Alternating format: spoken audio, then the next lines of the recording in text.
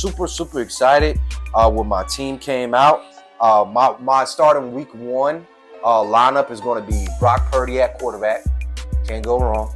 I got Bijan Robinson at RB1, Kenneth Walker III at RB2. I have JSN and Brian Thomas Jr. as my starting receivers, Trey McBride as my tight end, and I have in my flex Rashee Rice. And not surprised at all, in my league, the person who has the highest projection for week one is myself with 127 points. Again, I felt like I went with the best value picks that were on the board, and I filled my team out completely how I wanted to fill it out. And to me, I think I drafted me a league winner. We'll get to, December and January and see if that becomes true or not. But I think on my bench, I got a lot of value, and I can use a lot of those guys as trade bait.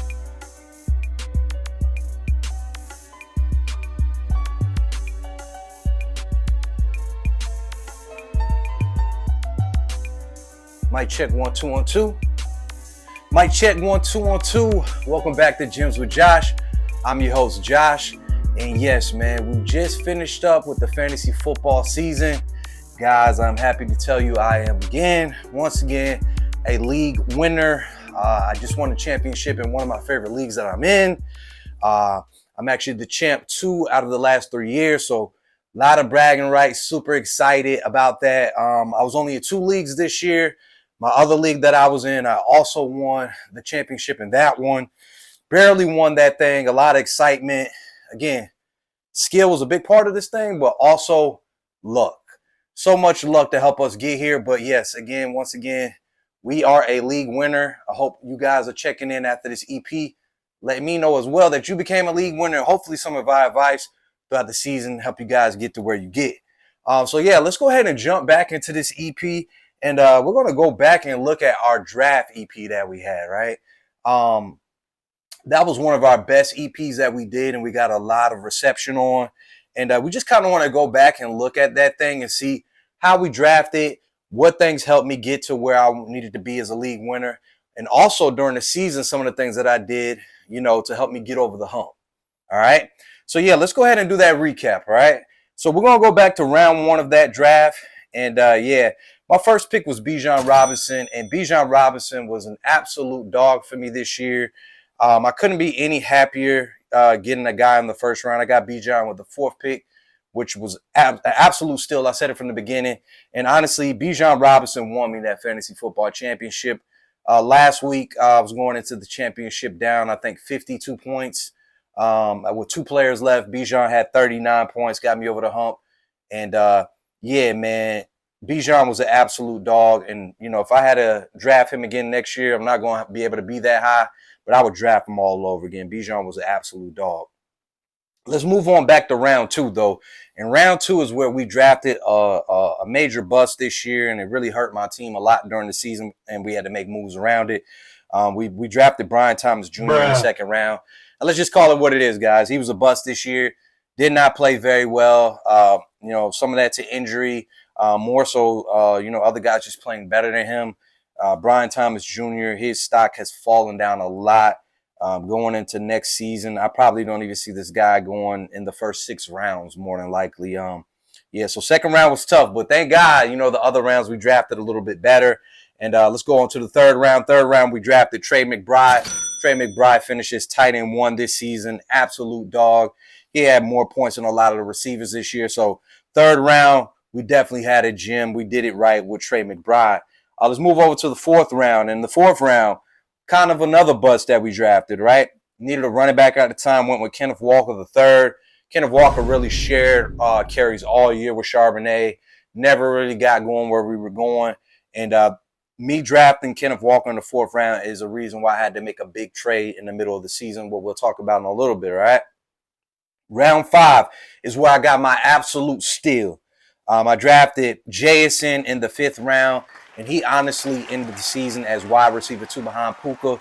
JSN was an absolute steal for me. He really saved my season at the wide receiver position because I drafted Brian Thomas in the 2nd round, and he just didn't work out. If I didn't draft JSN, I don't know what would have happened. But, yeah, super excited I drafted him in the 5th round. Absolute steal, absolute dog. All right. Move over to the 6th round. Another guy that was kind of up and down for me with the suspension, Rashee Rice. When he came back, he was an absolute dog. But then when Patrick Mahomes got hurt, really killed his value. And I didn't even get to use Rashee Rice at all in the playoffs. It really, really hurt me a lot. But somehow, some way, made a couple moves and had a lot of luck to really get me over. So, yeah, Rashee Rice was a wash pretty much this season. 7th round, we went with Jalen Waddle. And Jalen Waddle was one of those guys as well that was very up and down the entire season. He had a time period where it was like, all right, he was very consistent, getting you anywhere between 12 and 15 points as a flex. So I wasn't too mad at that. But he almost sold me in the fantasy playoffs. He had 0.7 points in the championship round. And I honestly thought that was the one that was going to kill me. So, yeah, Jalen Waddle this year, absolute wash. Probably would not draft him again if I had the chance. Moving over to the next round, we went with Ja'Cory Krosky-Merritt. Bill was one of those guys in the preseason everybody talked about, thought he was going to be an absolute dog. And to be honest with you, he was pretty much a wash as well. By the end of the season, he was not even on my roster. Hopefully for him next year, Washington uses him a little bit more. Jaden Daniels being hurt pretty much the whole season kind of hurt his value as well. But I think he's going to be a good back in the future. All right. That next round, we moved over. And, yeah, this one was pretty much a gem. Stephon Diggs. Once that knee got healthy, man, Stephon Diggs has been a very good wide receiver, too, for many people this year. And he played really, really well. But to be honest with you, he wasn't on my team long. Used him as trade bait in the beginning of the season, and I traded him off. Which kind of helped me a little bit, but not too much. All right. So, yeah, that wasn't a bad pick there. Moving over to the next round, Brock Purdy. Brock Purdy was a good pick for me. In the beginning of the year, it was really, really tough for Brock Purdy because he was hurt. He was in and out of the lineup, so I had to adjust. I had to make some trades and get some guys. And, overall, Brock Purdy had an amazing fantasy season, so I wouldn't be mad at drafting him again. All right. So, yeah, man, my lineup, at the end of the year, end up being pretty damn solid. And the lineup that I end up finishing with was my QB1 was Justin Herbert. What I did during the season, I packaged some of those receivers, and I had to go get me a quarterback. Justin Herbert really helped me get through the season a lot. And the biggest move that I made during the season was I didn't have an RB2. Again, I drafted Kenneth Walker, Ja'Cory Krosky-Merritt, and a bunch of, handcuff backups. Like Trey Benson, who ended up getting hurt. Also had Charbonnet, but between Charbonnet and Kenneth Walker, they were 50-50. Never really got anything going on my RB2. So one of the big moves that I made during the season was I actually traded Trey McBride, tight end 1, and I actually traded him straight up for Kyren Williams from the Rams.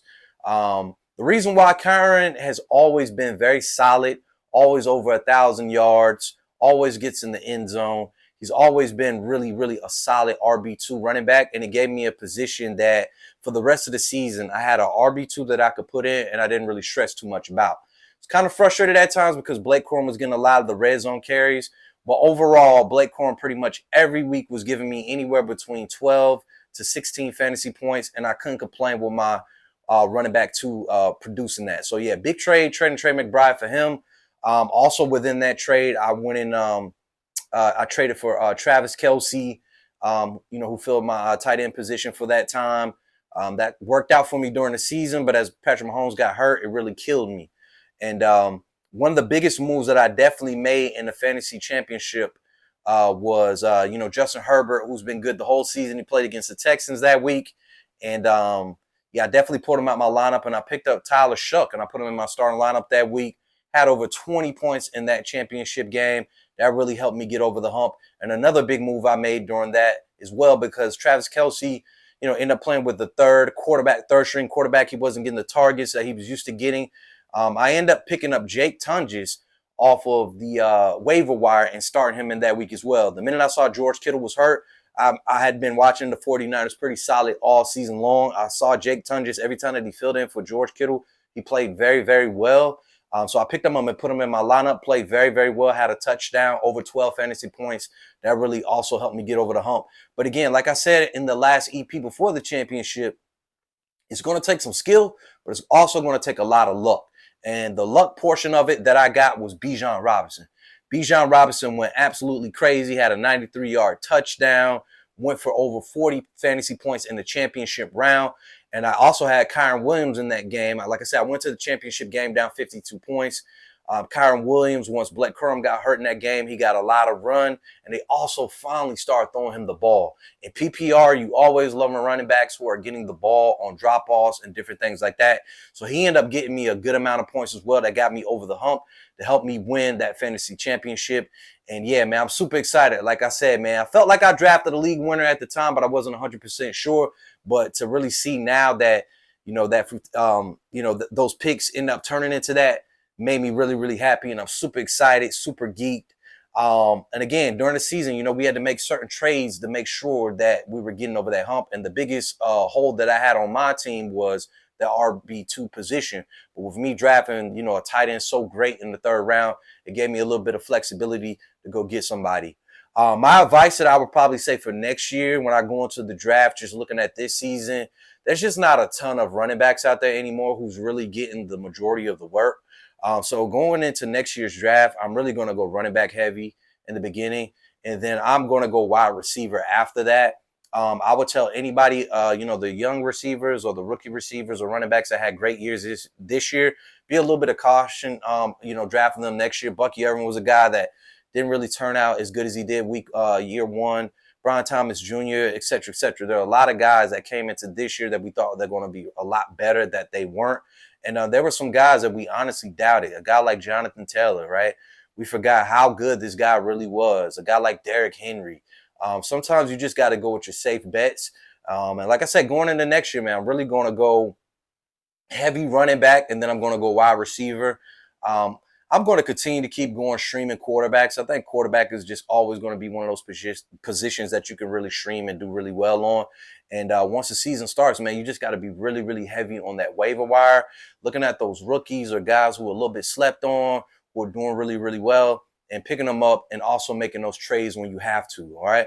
Don't get too comfortable during the season if you're doing really, really well and you see that, you're winning during that time. But if you have a tight end or a running back that's not really producing the way that they need to, you got to strengthen your team early. So when you get to the playoffs, you have a little bit of wiggle room when you can make those adjustments, right? So, yeah, man, super excited this year. League winner. I got bragging rights for the next year, man. We're definitely going to tap in a little bit, with the last week of the season as well as playoffs. Is putting out some bets out there on Prize Picks and, Underdog Fantasy to kind of still tap in with you guys. And as the offseason comes, we'll definitely look and see what players are going to what teams and what are best fits, for the fantasy draft coming up this year, as well as the NFL draft. So, yeah, we won't be going too long, but for now, it's goodbye. I appreciate you guys supporting me throughout this whole season. It was so exciting, year one doing this thing with you guys and giving you guys advice in the betting world as well as your fantasy lineups. Again, champion this year. Looks like I know a little bit of what I'm talking about. God knows a little bit of all. So hopefully you guys follow us and continue following us going into next year. Thank you guys for supporting us. Gems with Josh. We'll see you soon. Peace.